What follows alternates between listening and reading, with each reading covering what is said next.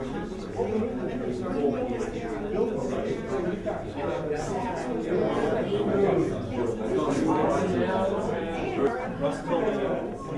us what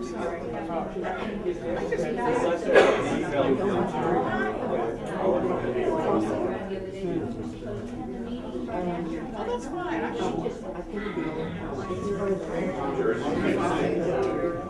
I was,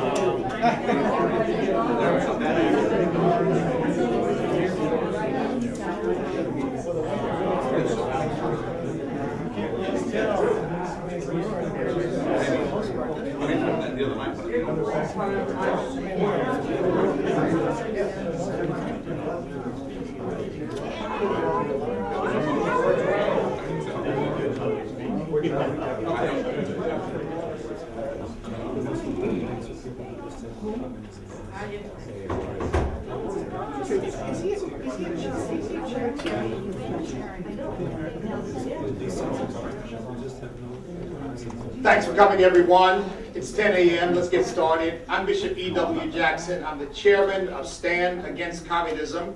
STAND Against Communism is a group that was formed several months ago as we began to discuss with some of the experts on this subject what is happening in our country and the rise of socialism, and it's becoming mainstreamed. And we believe that there is more to this than meets the eye, and that something needed to be done. One of the issues was whether we call ourselves Stand Against Socialism, but as you'll hear, we determined that socialism and communism are exactly the same, and that we will not allow euphemisms to lull us to sleep or make us think that this is some sort of wonderful social good that people are trying to do, but that this is an evil, nefarious, pernicious ideology that threatens the future of this nation. And so we wanted to come before you with some people who have been a part of this struggle for many, many years, are experts as part of Stand Against Communism, and we wanted you to hear from them so that you could hear firsthand some of the research that they've done, the information that they've uncovered, the books that they've written, the films that they've done, and we'll allow time at the end. I'll come back at the end for closing remarks, and we'll allow time after that for questions from the press. Our first speaker is Trevor Loudon. Now, we have biographies in the back for press people. If you want more extensive information on each speaker, we won't take the time to give their entire biographies. It would take up too much time. But Trevor Loudon is the author of Barack Obama and the Enemies Within, and the Enemies Within, Communists, Socialists, and Progressives in the United States Congress. Trevor Loudon.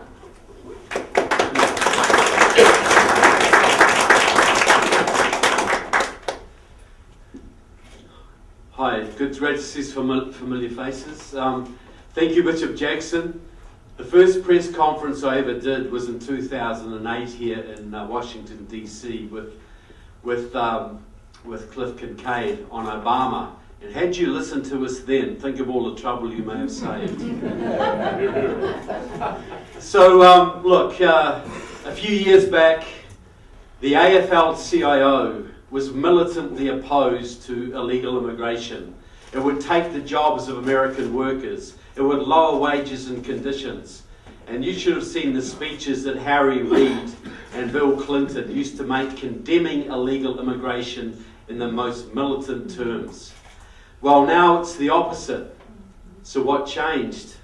Well, in 1995, Democratic Socialists of America, your largest Marxist organisation, took over the AFL-CIO under John Sweeney. They removed the anti-communist clause from the AFL-CIO's constitution, and those 70s and 60s radicals flooded into the union movement. And this altered the face of the Democratic Party beyond belief. The unions are the backbone of the Democratic Party, and the unions are now controlled by Marxists. In the last few years, you've had a huge upswing of Marxist infiltration into the Democratic Party. Four major groups: Communist Party USA, Democratic Socialists of America, Freedom Road Socialist Organization, and the Committees of Correspondence for Democracy and Socialism, comprising about 60,000 members, have joined together in an organization they call the Left Inside Outside Project, with the explicit purpose of infiltrating and taking over the Democratic Party all over the country. They are active in every precinct in every state of the country. They're taking over the Democratic Party from the lower levels up. In California right now, they're running over 100 Marxists for the Democratic Central Committee, including both of the leaders for the presidency of the California Democratic Party. The Communist Party is running candidates across the country. They ran 3 in Houston in the last election cycle on the Democratic ticket. One of them got 250,000 votes running as a Democrat. Another one ran as a Congress member. Another one ran for county commission in Houston. Freedom Road Socialist Organization, which is pro-Chinese, as is the Communist Party USA, as is Committee of Correspondence, are heavily involved in the races in Virginia through a group called New Virginia Majority, which has basically tipped that state blue. They elected the mayor of Jackson, Mississippi, Chokwe Lumumba. They are now running Tammy Sawyer for the mayoralty of Memphis, one of America's biggest cities, and they're going to back Atticus Scott for the governorship of Kentucky in the next election. So what we're seeing is a general takeover of the grassroots of the Democratic Party. Now this has been reflected in Congress, obviously, because you have, what's power without people in the legislature? So you've got now people like the guy from the head of the Homeland Security Committee, Benny Thompson from Mississippi, who's the head of the Homeland Security Committee, very actively involved with the Communist Party as a young man, the pro-Chinese Communist Workers' Party, and very actively involved with Fidel Castro in Cuba to set up a scholarship program for young American communists to study medicine for free in Cuba. And that was done by the head of the Homeland Security Committee. Well, people say, well, look, this can't be happening because, the FBI would stop this, right? Well, the FBI answers to the Judiciary Committee. And the Judiciary Committee was headed for many years by a man called John Conyers, who had a 50-year history with the Communist Party USA, 40 years with Democratic Socialists of America, and 30 years with the Workers' World Party, which supports North Korea and Cuba and Iran. On that committee, you also have a woman called Judy Chu from California, who has been very actively involved with the Communist Workers' Party for many, many years, still works with former members of that group. And you should see Judy Chu go off on the FBI whenever they have the temerity to arrest one of the more than 25,000 Chinese spies currently operating in this country. You are racist, she says. You are picking on these people because you don't like Chinese. And she has arranged for sensitivity training for the FBI so they don't persecute these Chinese spies. And the head of that committee, Jerry Nadler, has been a member of Democratic Socialists of America for more than 30 years. So a Marxist heads the Judiciary Committee, which controls the FBI.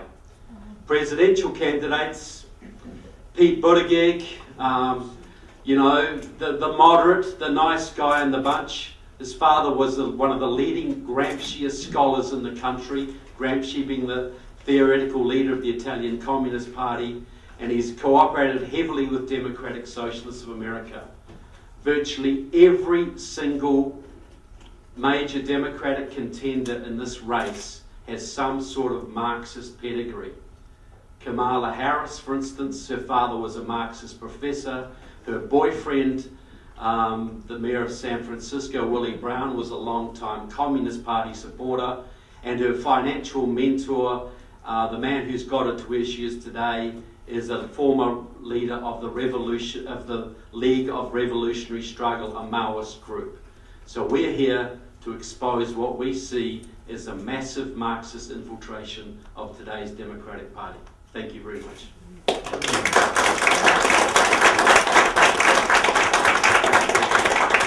Thank you, Trevor. There'll be an opportunity for questions afterwards. We have a limited amount of time today. Next, Diana West, the author of The Red Threat and American Betrayal.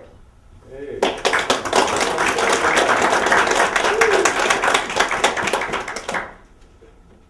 Thank you, and good morning. I'm very grateful to Bishop Jackson for this opportunity to announce that there still exists a threat to this republic from the ideology of Marx and Lenin. I'm talking about communism and socialism. After the dissolution of the Soviet Union in 1991, these ideologies were supposed to be obsolete, history. But it was a history that the free world never fully exposed and judged to be evil, not on a par with its exposure and judgment of Nazism. In 2013, I published a book called American Betrayal, which examines the reasons why. In part, we flinched as a result of the great success of the communist infiltration of American institutions of power and influence, which we should recognize helped establish the bureaucracies of what we call the deep state today. There was and remains an institutional reluctance to know the truth about communism, especially because communist crimes depended on Western complicity. The covert communist infiltration of the federal government revved up during the President Franklin Roosevelt's administrations. Expert estimates now tally the number of Americans assisting Soviet intelligence agencies during the 1930s and 40s as exceeding 500. Not one Aldrich Ames, not two Rosenbergs, more than 500 Americans loyal to Stalin, and who knows how many loyal to the anti-American agenda of international socialism. This was a national security fiasco of a magnitude that has never entered national comprehension. Today, we are in the throes of another national security fiasco as we learn about cells inside the U.S. government that have attempted to overturn the 2016 election and destroy the presidency of Donald Trump. What does one have to do with the other? I am here to inform you that the red thread of Marxist influence links these two fiascos into a continuing crisis. I recently published a short book called The Red Thread, A Search for Ideological Drivers Inside the Anti-Trump Conspiracy, to lay out some of the facts. Here are a few. Consider Nellie Orr, a Russian expert, former professor and CIA contractor at Fusion GPS, the shop that produced the DNC and Clinton campaign document known as the Steele dossier. I learned by reading Nellie Orr's own writings that she harbors a kind of nostalgia for the Stalin era. In academic book reviews, Nellie Orr discusses her frustration in conveying to students, quote, the terror and excitement of the Stalin era. Excitement. She also talks about, quote, the agonizing paradoxes of the Stalinist state. Let me read one line from one of her reviews. This is Nellie Orr. One must commend this book's attempt to account for the agonizing paradoxes of the Stalinist state, one which was building a legal structure, yet tortured and executed innocent civilians. Oh, those agonizing paradoxes. From Nellie Orr, Stalin nostalgist, I will turn to Orr's Fusion GPS colleague, Christopher Steele, the former British intelligence officer. He was described as a confirmed socialist while at Cambridge in the 1980s with some undetermined association with the Marxist-influenced Campaign for Nuclear Disarmament. Also in the 1980s, we have former FBI Director James Comey in college at William & Mary. There, as Comey himself has said, he was a communist. While a communist college student, Comey developed his lifelong affinity for Reinhold Niebuhr, the theologian who was once well known for pro-Soviet militant socialist activism. To add to this rosy red picture, at around the same time, up the road in Langley, Virginia, we have John Brennan beginning his career at the CIA. Brennan told an audience in 2016 that in 1976, the candidate he voted for President of the United States was the Soviet Union's man in America, Communist Party leader Gus Hall. He also said he told the CIA this and was hired anyway, which says a lot about the recklessness of our intelligence community going back at least 40 years. This is just a little bit of the red thread of ideology running through the anti-Trump conspiracy. Americans have long been conditioned to ignore these ideological threats within, but we ignore them at our unimagined peril. Thank you very much.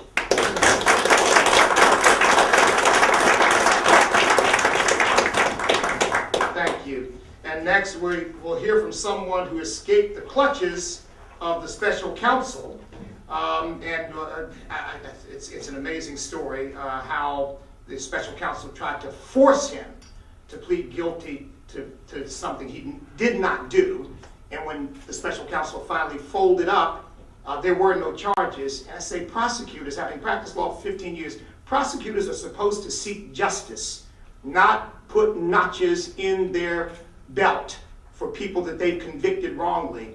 Well, thank God that Jerome Corsi and his lovely wife stood up and said, no, we're not pleading guilty to something I didn't do. And ultimately, of course, the whole thing went away. Folks, a hero for our country.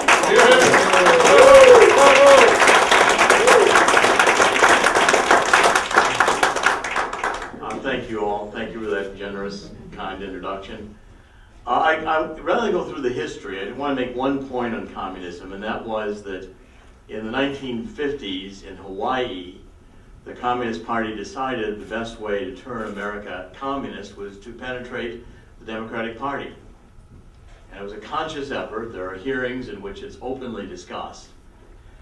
The conclusion coming out of World War II was the United States was not going to have a classic Marxist revolution. And the whole theory of class warfare was really a fiction, a fabrication. It wasn't going to happen that way. But rather, another path was going to be taken. I want to focus today, in this time, on trying to explain something that I think is fundamental, and that is, what is the appeal of communism? Because it's amazing that this essentially lie can and has populated so many minds and is currently in the process of capturing the youth of America in our universities. Those who have lived under communism know the truth of communism, but it's very hard to explain. When I was at Harvard in the 1970s getting my PhD, John Rawls, who was a philosophy professor, developed a theory of justice as fairness.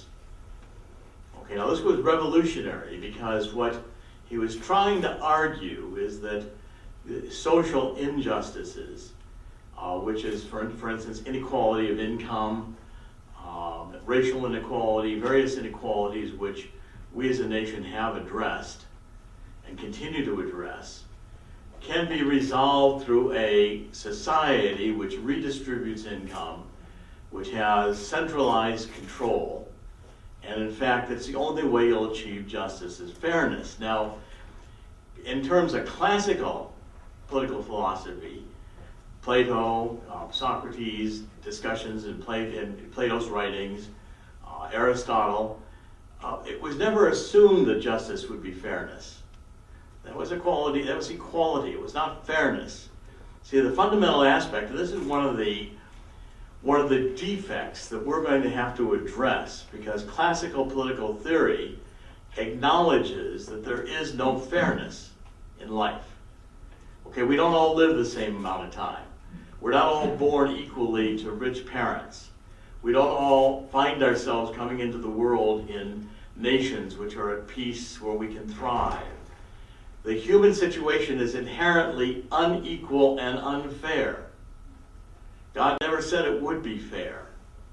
What God said was that this was an opportunity not to experience utopia or a perfect situation where everyone would have everything they wanted, as Marx would say, everyone working to their maximum to produce the good for all, and everyone would live happily thereafter. It doesn't happen. Classical political theory realizes that there is inequities, that life is not fair, and that we're going to spend most of our time fighting government. because governments inherently grab power, lie, and form tyrannies. And what our founding fathers were most concerned about was not to make America fair. Slavery was there. They couldn't eliminate slavery when the Constitution was written. But what they knew was that they had to preserve liberty, the First Amendment, freedom of religion, freedom of speech. And of the founders who recognized the sin and the horror of slavery, they realized it was going to take another second revolution in order to solve the problem, and it did. Abraham Lincoln did not start fighting the Civil War to end slavery, but he finished it up to end slavery. And he knew from the beginning that this was a great sin and crime that had to be eliminated. We're constantly going to have to deal in society with sins and crimes and problems. Life is problems. Your children are born, you've got to educate them. They misbehave, you've got to correct them. The human situation, which classically, in terms of biblical teaching, we are a fallen race. Original sin, and that's the fundamental condition. Communism comes on, and our students are being taught in universities of social justice. Not to say anything that offends anyone. That communism cannot exist without causing conflict. This was one of the fundamental Saul Alinsky principles, that you have to have somebody to oppose. You have to create enemies. And currently we are the enemies. Anyone believing in Jesus Christ, anyone believing in America, in terms of its constitution, we are the enemies. Evil in these people's minds, because we don't aspire to create this perfect world of social justice in which all people are going to be treated equally and fairly. And while those are noble principles that we should all aspire to, we should all fight injustice, we are never as human beings going to eliminate injustice. We're never as human beings going to eliminate these problems. What I'm telling you is that the fundamental appeal of communism is its psychological packaging. And this very powerful psychological packaging, which to most minds hearing it, I always said students in their first year at college should read the Communist Manifesto in order to really be indoctrinated, and then following that, read the Constitution and begin seeing why the Constitution exists and why it exists, fighting this error that we can have a utopia on earth. If we do not understand the psychological appeal of communism and how it infects minds, what happens as soon as these people get in control, now they've got power, their enemies are destroyed, the people who support them are among the first to go to the concentration camp. They grab all the power for themselves, and it's a formula which produces maximum injustice, maximum inequality. Everyone's poor, everyone's enslaved. But if we do not fight the psychological appeal of communism, we're not going to win. The world will go communist, and the consequences of that will probably be World War III. And that's what we have to prevent. So thank you all for being here today, and I'll be happy to be answering questions.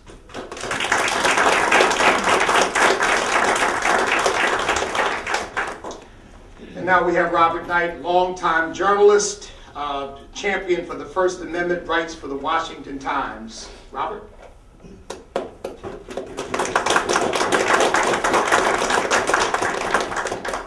Thank you, Bishop, and thank you for organizing this. This is very important we get the word out. Now, the first rule of any Marxist revolution is that rules are fine if they advance the cause or cripple the cause's opponents, which is part of advancing the revolution, but they can be discarded the minute they get in the way. That's the way America's Marxists, Socialists, and many liberals have operated when it comes to the Constitution, especially the First Amendment. Here's the relevant portion of the actual text. Congress shall make no law respecting an establishment of religion or prohibiting the free exercise thereof or abridging the freedom of speech or of the press. When they were eager to legalize pornography and obscenity and destroy community standards, the left's attorneys, spearheaded by the ACLU, emphasized a no exceptions view.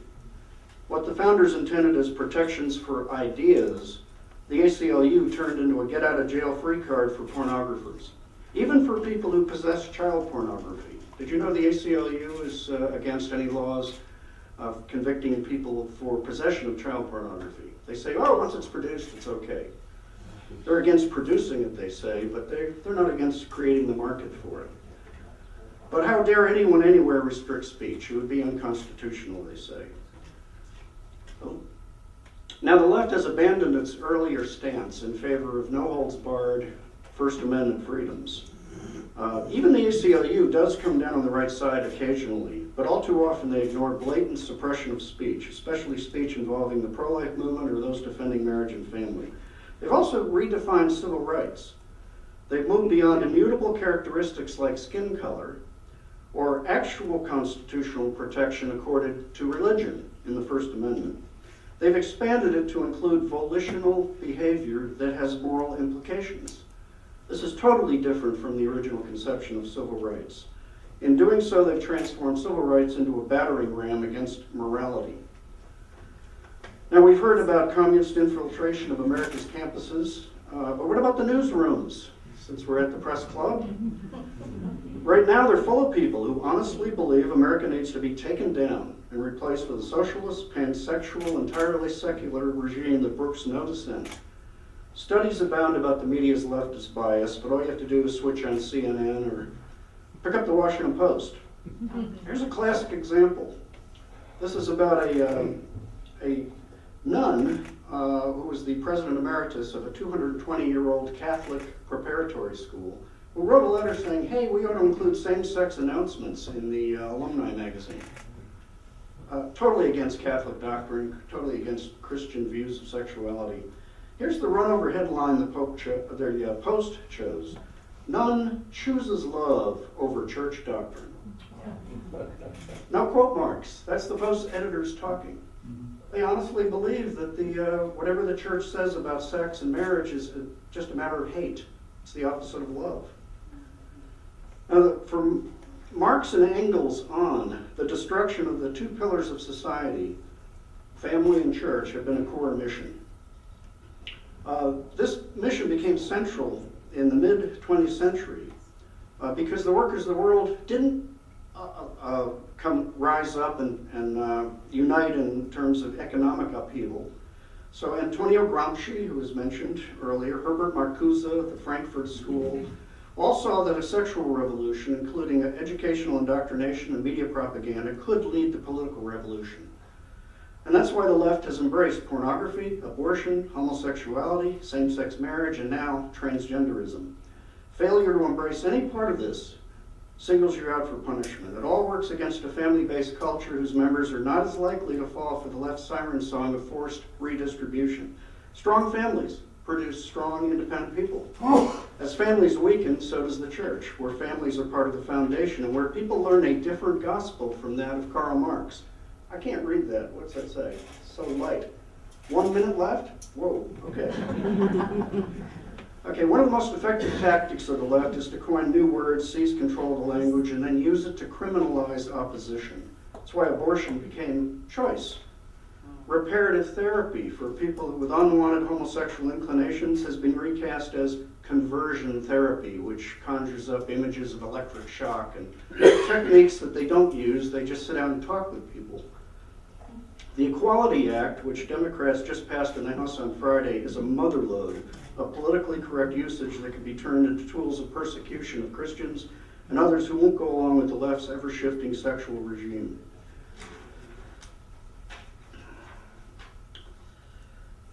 Now, how did the media get so dominated by the Marxist mindset?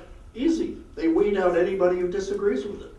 And they have a steady supply of young journalists fresh out of college where they've been brainwashed by Marxist professors.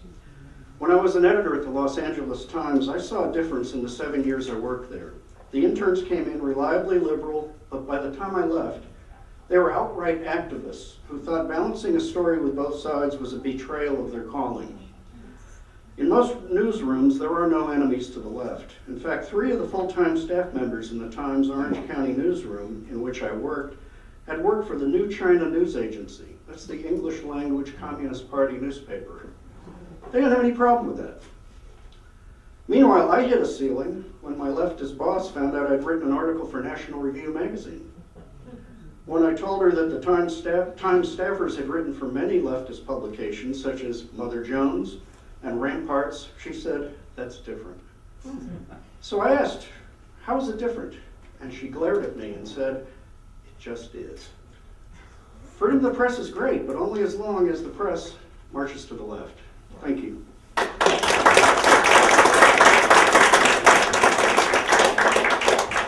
Thank you, Bob.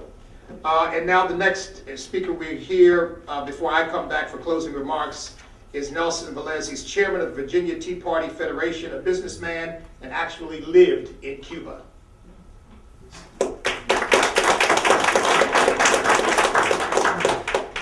It's a real pleasure to be living in this country.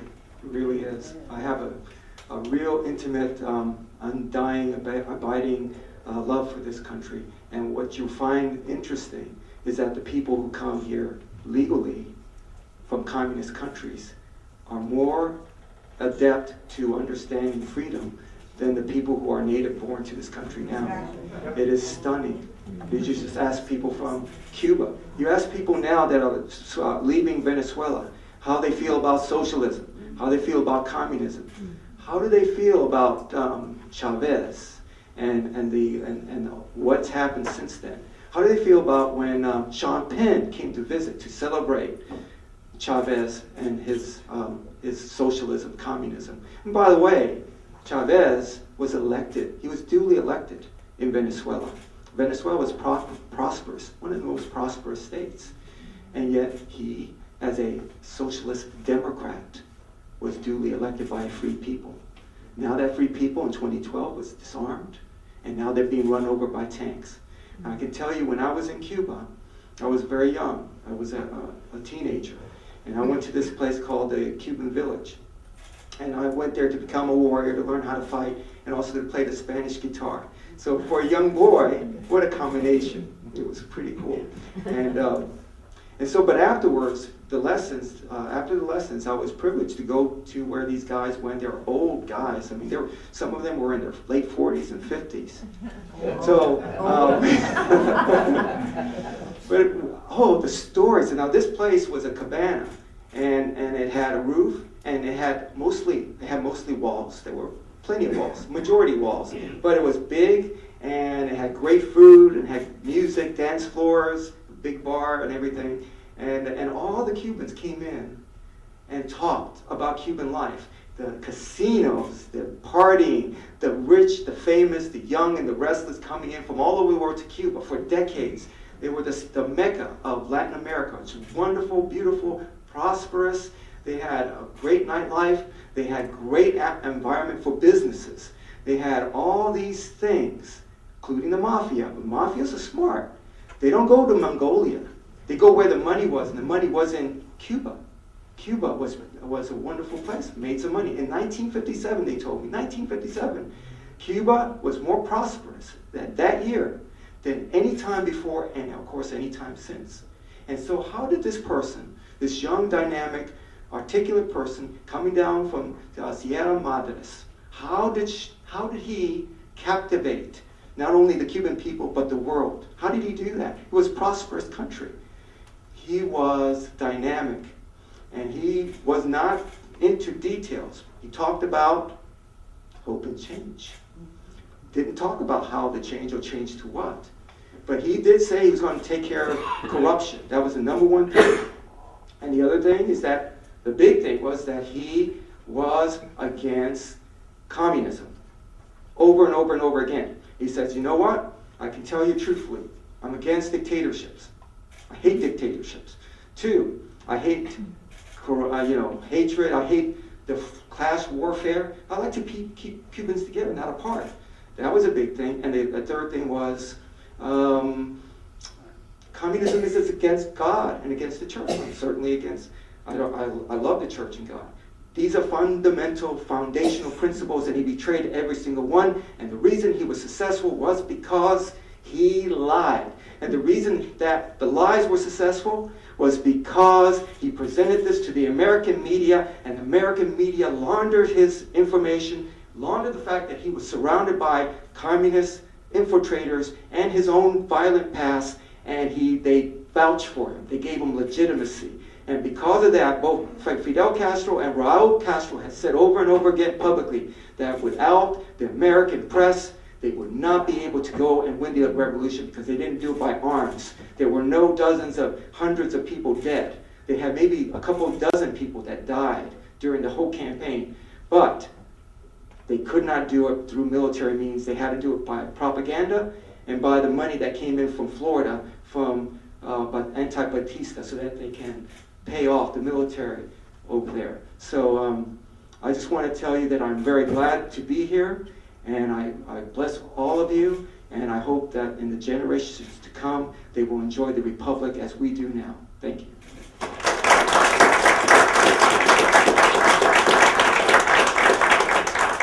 Thank you, Nelson. Just a few remarks, and then we'll open it up for questions. You know, when I was in my first year of college, a lot of my classmates walked around with Mao Zedong's little red book. And I had one. Now, I didn't take it that seriously, but apparently some people did. And it wasn't until I read Diana West's book that I found out that I can't believe it, but James Comey actually said that he was a communist. No, it's not some accusation somebody's thrown out. He's actually said it to a reporter in a New York Post interview. He said, I was a communist. He said, well, I don't know what I am now, but I was a communist. How does a former communist end up as head of the FBI? And that John Brennan actually voted for Gus Hall for president the first time he voted for president, and Gus Hall was being funded by the Soviet Union. How does the head of the CIA beat a person who once voted for a communist to be president of the United States? And when somebody like that stands up and calls President Trump a traitor, I think, talk about a case of projection. That's got to be one.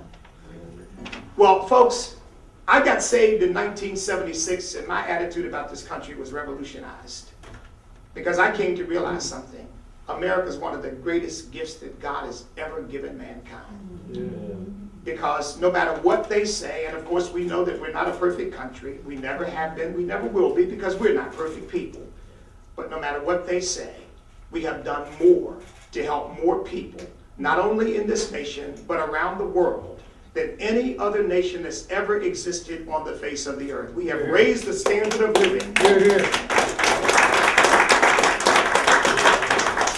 for more people. And yes, I really do believe that this effort to undermine these foundational principles is very real, because you've got to separate America from certain things in order to fundamentally transform her. And one of the things you've got to separate America from is our history. Pete Buttigieg just recently said that we've got to remove Thomas Jefferson from all monuments. We've got to remove his name. Why would we remove his name? I guess because he was a slave owner. But what the left doesn't tell people is that the whole world was steeped in slavery. America didn't invent it, but America got rid of it. And that man that he wants out of our history is the man who wrote the words, "We hold these truths to be self-evident, that all men are created equal and endowed by our Creator with certain inalienable rights, and among these are life, liberty, and the pursuit of happiness." Yeah. Now, folks, my great-grandparents were slaves in Virginia, Gabriel and Eliza Jackson. But because of those words, and because of what our founding fathers believed and what they set in motion, their great-grandson can stand before you in the freest nation that's ever existed in history and speak my own mind as a free citizen of the United States of America. And you want to get rid of that? And you want to transform our culture? You want to change all the definitions? And folks, this is an amazing thing that we're watching, but we're actually watching the vocabulary be twisted as if it were 1984. where that evil is good, good is evil, light is darkness, darkness is light.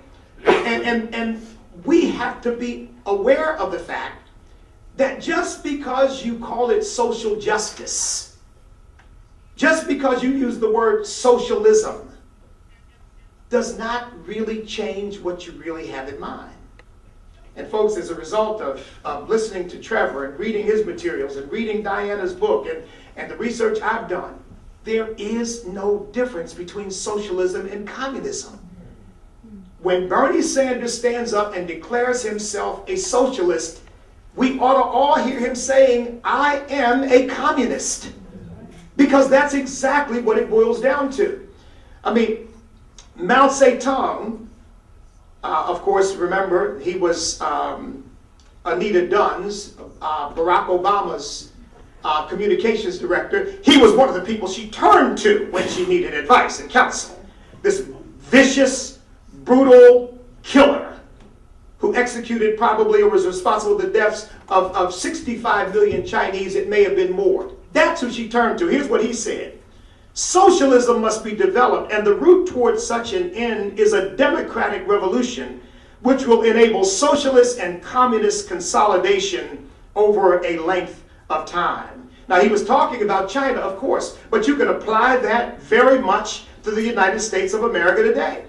The Communist Party USA, which will have their convention next month in Chicago, here's what they say their stated goal is: to build socialism in the United States based on the revolutionary traditions and struggles.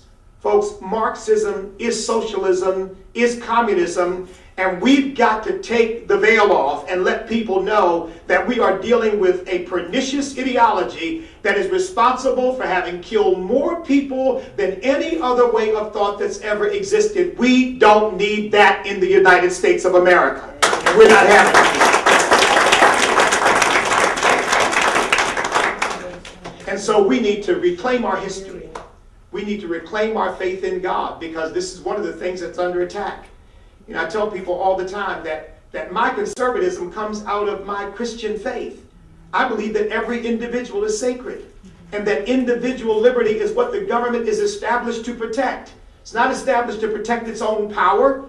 It's established to protect our freedom. And it's not established to lord over us. It's established to serve us. And it's not established by elites to control the people. It's established by the people in order for the governmental officials we elect and appoint to serve us. And they've got it completely twisted. And they want us all to become servants of the government, because that's exactly what socialism and communism are. Socialism and communism turn every individual under its control into a slave. That's exactly what happened in Russia. That's exactly what happened in China. That's what happened in Cuba. That's what happened in Vietnam. That's what's happened in Venezuela, except now it's erupted into complete chaos. And I tell you, who better to want and love and commit to freedom than the people in this country whose ancestors were once slaves here? Communism is trying to infiltrate the black community and convince them that collectivism is the way. But I'm here to tell you that there is no way to lift a group. Individuals have to lift themselves. And they do that by their own values and their own initiative and their own hard work. And instead of buying into collectivism, which is being sold us, people need to buy into individual initiative and personal responsibility and determination to do what Nelson suggested. Take advantage of what people coming into this country do when they've left a place where they haven't had no freedom. Come into this country and look at it in awe and wonder and say, wow, I can do pretty much anything I want to do here and pretty much be anybody I want to be here. And whether the left will admit it or not, that is true for every black child, every Hispanic child, every Asian child in this nation. They can do whatever they want to do, and we'll just take the blinders off and help them to see the opportunities that lie before them. And those opportunities.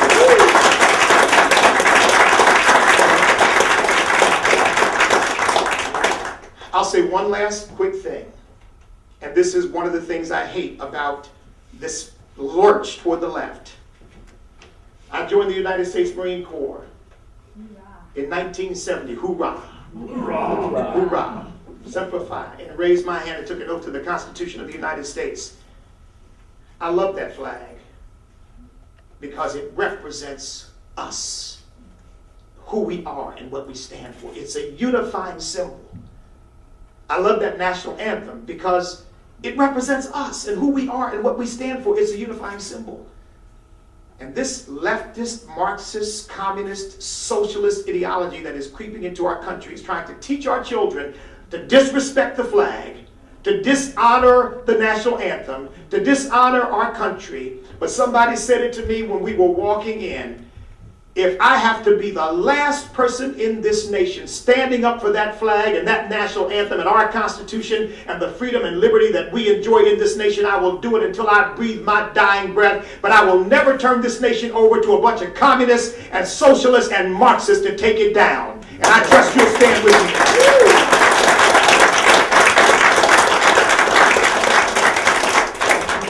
And the last thing is this. We are being asked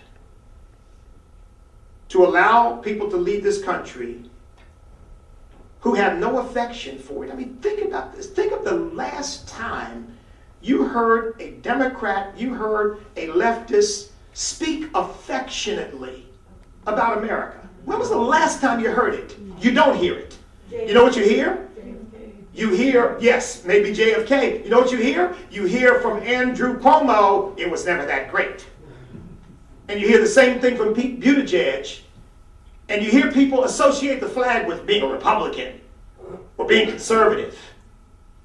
That flag has no party. It has no race. It represents all of us.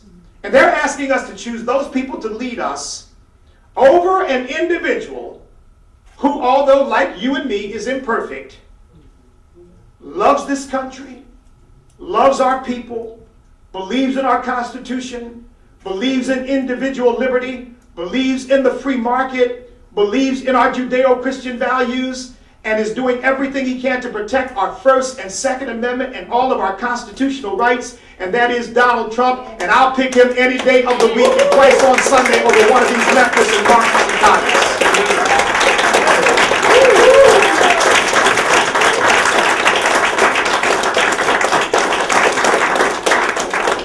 I want to bring the speakers back up for questions that you might have of them. Bob covered the First Amendment. Diana West talked about the deep state. Jerome talked about what's going on with this whole communist movement in more broad terms. Nelson actually lived in Cuba. And of course, Trevor talked about his long years of research. So, and I just tried to talk. So if you have any questions, thank you. If you have any questions for us, please feel free. If you want one person to answer it, we'll direct the question toward that person. Yes, sir. This is for anyone who'd like to answer. Before the Vietnam War, Americans opposed communism as a whole, and they feared communism. Since then, the label communism has lost traction. If you say that Bernie Sanders is a communist, that's not going to get much reaction from many of the people. It just seems there seems to be no response to this, and I'm wondering how to break through that. You talk about tearing the blinders off. How do you get to that? Well, I think this is a start. I think this is a start, pointing out what it really is. And this is, by the way, the beginning of a movement. This is just a one-time deal. Stand Against Communism is an ongoing effort, and we're developing a strategy for addressing this, particularly over the next 2 years leading up to 2020. So that's a very good question, but and you're right, but that's why we chose Stand Against Communism, because we want to point out that it is evil. Yes, ma'am. So I applaud that, and I thank God for that, but does part of that strategy involve elementary, secondary schools? Because you can just watch. James G. Martin Center just wrote a fabulous paper about what they're doing in the schools of education and how that's where it all starts, And that is the caliber that we're getting, and I'm running for the school board. I'm fighting against a school board who is basing its decisions on these very policies. And this is nothing new. This is 20 years. I grew up in Fairfax County. I went to those schools, and parents say to me when I door knock, what has happened? We just moved here from Kick Estate. This is not what we were expecting. And we have got to start at the lowest levels, and we've got to go to the textbooks. We've got to go to the schools of education. Fairfax County needs to be saying, wait a minute, this is not right what you're giving us. Yeah, I think, if we change everything, there's a massive Marxist infiltration of this country in virtually every aspect. And if we do not address education, Yes. everything else is lost because we are losing our youth. Well, look, America had the very best public education system in the world for 200 years. I would say that the poorest black kid in the poorest school district in Alabama in 1952 got a better education in the basics than the richest white kid in the richest district in Virginia would get today. So what is the change? The change was you had the Department of Education brought in under Carter, which centralized control of education all over the country. Several Republican presidents have promised to abolish the Department of Education over the years. I think we need to put that back on the agenda very strongly. All education goes back to the states. We will lose if we don't do that. And I think it's a critical step. If you want to control the future of the nation, control the young minds of the nation.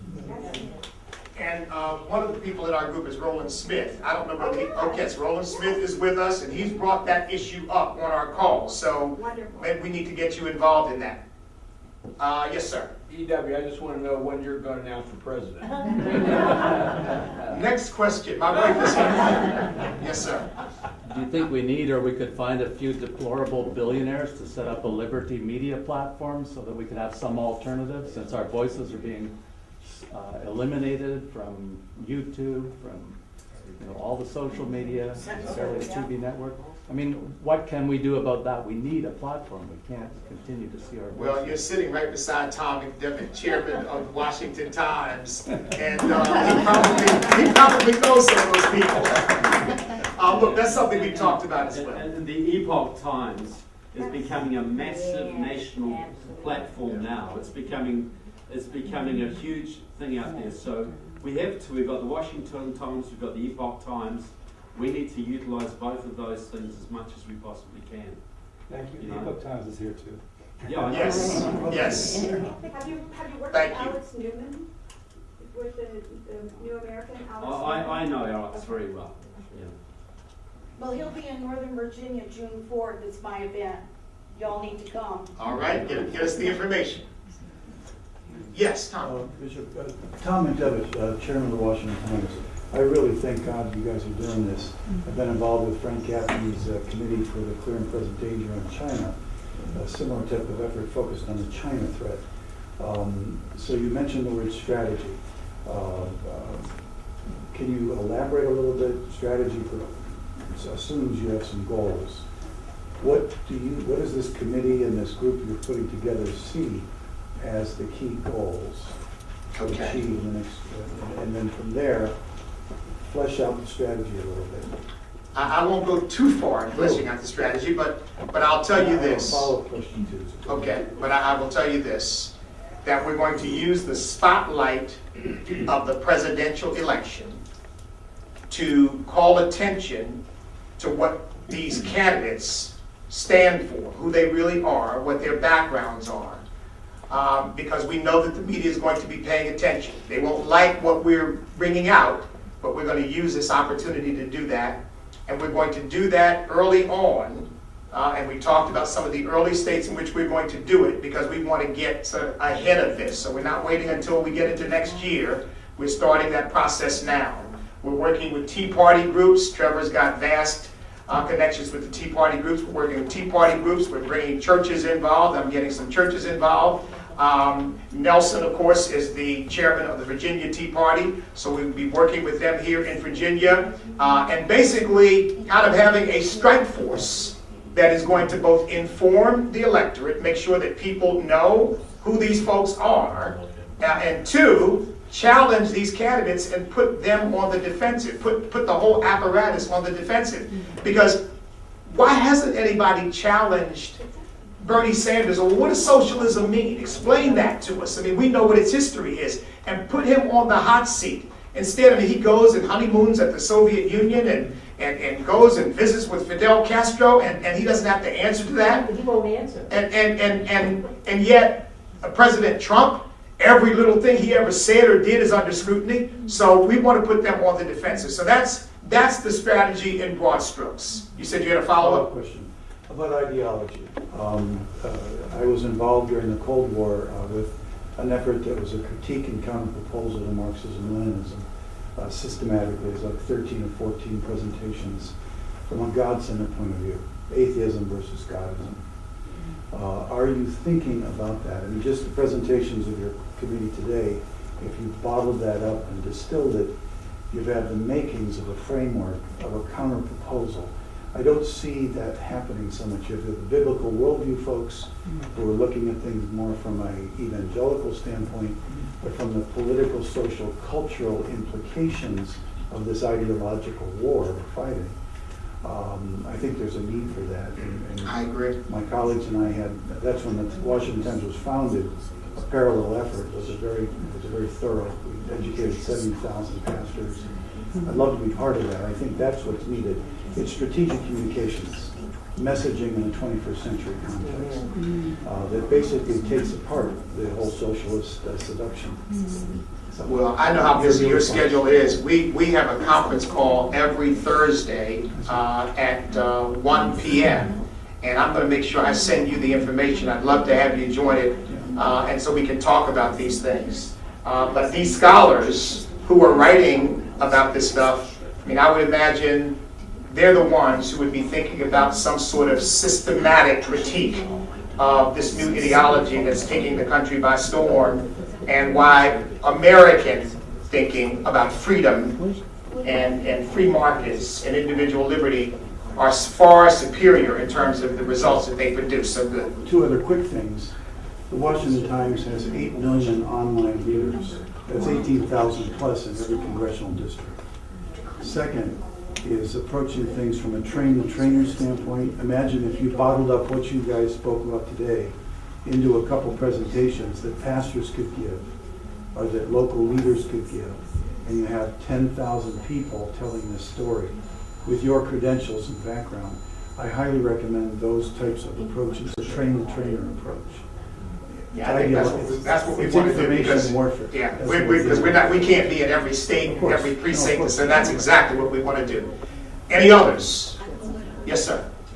Do you see this more of an internal threat or an external threat? Where is this coming from? Well, I would say, for me, both, but Trevor, yeah. Well, I think Diana. And Diana? Look, we all know that Bishop Jackson took an oath to defend the Constitution against all enemies, foreign and domestic. And we have been very keen to fight the foreign enemies for a long time. And every war America gets into, it's undermined by its domestic enemies. So, and that has been off limits for a very long time. Since the 50s or 60s, you're not allowed to talk about internal enemies. They dismantled the House Un-American Activities Committee. So the internal enemies have had free reign for a very long time. So I think this is primarily an internal enemy threat. If we can deal with that, the external enemies will fall into line pretty quickly. Thank you all for coming. God bless.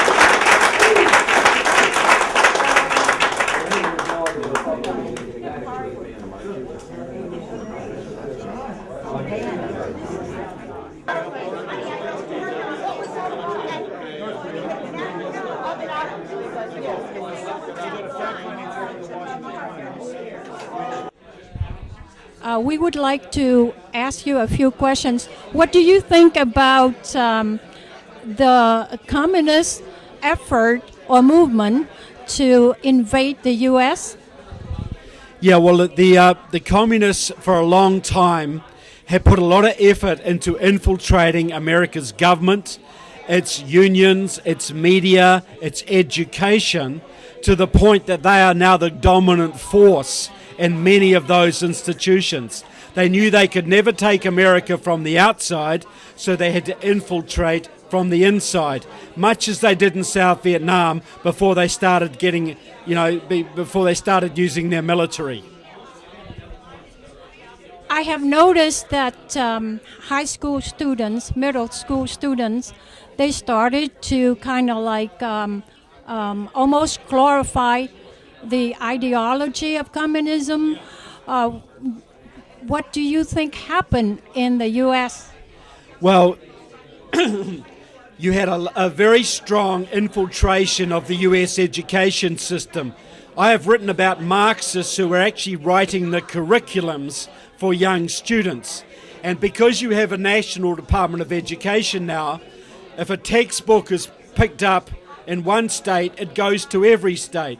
So all the kids are learning the same communist propaganda. They're learning about the communist heroes. They're not told about the crimes of communism. They're not told that North Vietnam was an aggressor against South Vietnam. They're told it was a civil war, that America shouldn't have been involved. So they're getting an unrelenting stream of anti-American, pro-communist propaganda from grade school right up to university. So we have to get the communists out of the education system. Thank you, but how do we, in your opinion, or in your thinking, how do we as parents, grandparents, victims of communism can help those children or can influence the educational system or the schools to push back on the invasion of communism? Yeah, well, excuse me. I think we have to push on a national level to get rid of the Department of Education, so all education goes back to the states. But I think it's also very important for every Vietnamese grandparent to talk to their grandchildren and educate them about communism, because you're finding young Vietnamese kids are going to college and they're coming back and they believe in communism now. You know, they're telling their grandparents they were silly, they should have supported communism. It's not so bad, it's not so horrible. So every grandparent has to bring their grandchildren aside and really educate them about what communism is, because they've been taught the exact opposite in the schools. And I know that Vietnamese value education. They want their children to be educated as well as they can. But American colleges are now all controlled by Marxists. So you have to inoculate your children against what they will be taught there. Thank you so much. You are teaching us or sharing with me how to tell the truth to the younger generation. Thank you so much, sir. I'll say one more thing you may use. During the Vietnam War, the Soviets were funding the North Vietnamese. The Soviets were giving money and material to the North Vietnamese, but they spent more money actually funding the American peace movement than they did funding the North Vietnamese. So they spent more money in America indoctrinating the young communists on the streets and helping the peace movement. The war in Vietnam was lost in the streets of America, not in the Vietnam, in America, and that was funded by Soviet and Chinese money in America, and that's still going on today. So you are saying that the communists know how to control people's mind? Yes, that's the most important thing. They know that people will never willingly accept their ideas. They have to condition people. They have to change people's minds through the education system, through the media, through the churches, through the unions. They have to change people to soften the image of communism, to make people not willing to fight communism. And that is why they spend more money on propaganda than they do on actually guns and bullets. We immigrants, the legal immigrants, we love this republic and we would like to help maintain the republic. Do you have suggestions and advice to all of us, the legal immigrants, to help maintain this? We don't want to lose to the communists. Well, I've got to say, and this will sound very partisan, but most Vietnamese, a lot of Vietnamese do not understand how deeply the Democratic Party is infiltrated by communists. The Democratic Party is now owned by communists. And then a lot of Vietnamese, they support the Democratic Party because they think it's a pro-American party. It is not. Do your homework. I'm not saying Republicans are perfect, but right now, if we do not re-elect President Trump in 2016, we lose the Republic. We will lose the Republic. Yes, thank you so much. We agree with you. We are on the same thought length, and we will help spread the words. And we hope that you will continue to rally the young people to change their mind and to work toward the good of the U.S. and the Republic. Thank you very much. Well, I know the Vietnamese, they fought against communism very bravely, and they are patriots. They love this country, and I'm very glad to have you here fighting for us, because you understand what communism is, whereas a lot of native-born Americans unfortunately don't. So you have a very deep responsibility to educate your young and to help win this great republic back. Thank you, sir. We'll do our best. Thank you. Appreciate it. Reverend E.W. Jackson, we are so grateful to you for this session here to educate all of us about the danger and the spread of communism in the U.S. Well, look, it's an important matter. We've seen what it's done in other countries around the world. And if you really care about human beings, in other words, you really want people to live full and meaningful and happy lives, you don't want communism, because it produces exactly the opposite. It produces mass misery, starvation, shortages, and ultimately torture and incarceration and murder, trying to keep people in line. So we don't want that in America. We want freedom, and every individual be able to live out their God-given gifts and talents and go to the highest place they can take. We also appreciate the fact that you said that if each individual would go to church and worship God, that way we can push back communism. Well, look, America's founded on the principle that our rights and freedoms come from Almighty God. And that makes all the difference in the world. That means government didn't give us freedom. Government didn't give us rights. Our Constitution says it exists to secure the rights that God already gave us. And so we've got to keep God at the center of our culture. And there is an attack going on right now trying to remove God from everything, everywhere. And of course, as a pastor and a Christian, I'm particularly sensitive to that. But that's what communism does. Communism wants people not to worship God, but worship government. And not to serve God, but serve government. And their God becomes the state. And no, we're not having that here in America. I also remember you said that each individual, each one of us would have to excel, would have to fight, and do not think of collectively doing something. And the fact that you were raising up the thing about worshiping God is for God, for family, and for neighbors and friends, that's great. How do we maintain that? How do we preserve that in the young mind?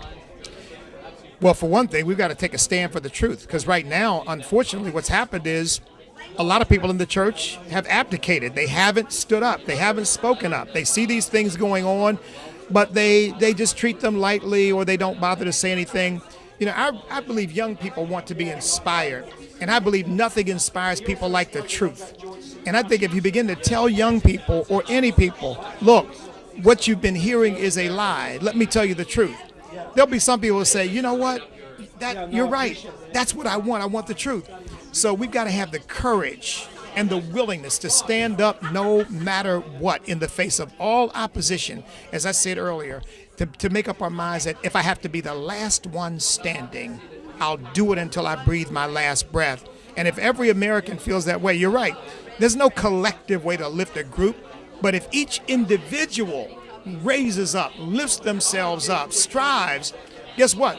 The whole group goes up because the individuals are taking command of their own lives and their own destiny before God. Yes, thank you so much, Reverend. I love the way you explain to everyone how to do it. It's so clear and right to the point. And with the multiplier effect, each individual does it, and then everybody will do it. Oh my God, it does have a multiplier effect, right?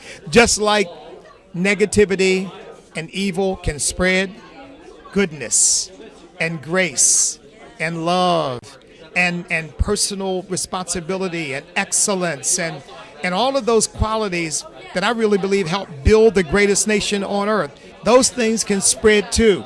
You know, in other words, what we're really doing is we're fighting against the perversion of the culture to try to make people more accepting of collectivism and communism. And we're seeking to reinvigorate American culture, which is about individual liberty and personal responsibility and families and churches and people coming together voluntarily and freely to do something wonderful for themselves and for others. And yeah, that's the vision of America. That's the promise of America. And that's what we want to bequeath to our children and grandchildren, not this collectivist stuff that will only destroy this country and freedom as we know it. We love that inspiration you try to instill in the young people and the courage. That is so wonderful. So we will go out and spread the words. And if you want us to give you a hand, count on us. Well, Ronald Reagan said freedom is never more than one generation from extinction. We do not pass it on to our children in the bloodstream. It must be fought for and protected and passed on to them to do the same, or we will spend our sunset years telling our children about the United States of America, where once we were free. Well, we're not going to have that here. We're going to always be able to say to our children, you're free now, you will always be free, because those of us who came before you fought for it and stood for it and made sure that we give you a legacy of liberty. Another thing I admire about you is you said that your great-grandparents were slaves, but you got out of that mentality. You're your own self, and you don't let anybody tell you otherwise. That's right. I'm free. I'm free. And I love my country. Because there's no perfect country. There's no place on the earth that's been perfect. In fact, there's no country on the earth where there hasn't been slavery. But there's only one country on the earth that founded itself on the principle that we are all created equal and endowed by our Creator. That's something to be joyful about, to be thankful for, to be grateful for. And even though generations before us had those problems, they solved them, and now we inherit something far greater than they ever imagined. So rather than, I always tell my church, instead of obsessing about real or imagined slights or what you think someone else did to you, I said you ought to be obsessing about what God wants to do with you. Thank you so much, Thank sir. you very much. Appreciate it. Mrs. Diane West, we would like you to share some of your thoughts with us. We are from South Vietnam, and our country was invaded by the communists, and they turned a wonderful country into a horrible place for people to live. And we like to instill in our young people who got out of the country or who are still over there, you know, all of the good moral value, all of the patriotism, and all of the fighting spirit. So we'd like you to share with us. Oh, well, we have wonderful friends in the Vietnamese people who were fought alongside our troops for so long. And I am so happy to know how many anti-communists are among the South Vietnamese people and continue to try to inculcate in their children the understanding of what happened to their beautiful country, it has happened to our country too. And I think that's what this event was really trying to wake people up to. Americans, Westerners in general, we are afraid to talk about communism. Now, maybe since you experience it directly in terms of an invasion, it's easier for you because you have more experience and direct experience and loss. We are still here. We don't realize the extent to which we have been changed by it. And it has gotten to a point where the fear is not of a gun. I mean, there's danger now in terms of speaking out. We know about Antifa, and I'm not talking about that so much. It's just in a peer group, in a newsroom, in a political setting, anti-communist Americans who may not even know that word, but they are people who believe in liberty and the Constitution, they're afraid of expressing themselves because somebody might call them a name. They might say, oh, you're crazy, you're a conspiracy theorist, or you are, that's all gone after the Cold War is over. And so my message, the work I do is essentially trying to reintroduce Americans and everyone specifically to this past, this long assault on freedom that comes from communism. I wrote a book a few years ago called American Betrayal. And it was essentially another look at what has happened in World War II and the Cold War. It also looks at what happened to American POWs in those wars and also in Vietnam, who did not come home, who stayed prisoner in communist regimes and in Moscow in certain cases, or China. This is a story Americans don't know. The new book looks at the anti-Trump conspiracy, and what I was saying in my remarks today was just a taste of it.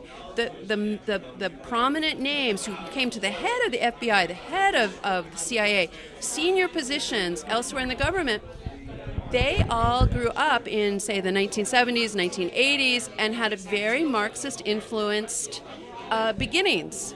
And you look at their actions in which we see the ends justifying the means, which is kind of the basis of Marxism, power at any price. Did they change? I don't think so. And then you look at President Trump, and I believe he is innately maybe the most anti-communist president we've ever had. You feel that? I feel that way. I write about that in the book. I try to explain it. I think that, his consistent policies over decades points to this, and I go into that in some detail. But I think that because he is this anti-communist who wants to rebuild the nation state, which is the most important bulwark against communism, he is perceived as a dire threat to the whole communist project, because nation states disappear in communism, right? We see that. So those are some of the things I was trying to get at, and trying to also just make people interested enough to at least discuss, learn, talk, understand, and realize what they have to do to save liberty. That's all. Well, thank you so much. We will do our best to help you spread the words and wake up the innocent, naive children of this country. Thank you very much, and I hope people visit my website, which is, can I say that? DianaWest.net, because I have more information about these issues and links, and you can also contact me if you want to discuss any of it. So thank you very much. Thank you so much, Mrs. West, and we wish you the best of luck in your fight against communism. The same to you. Thank you. Thank you.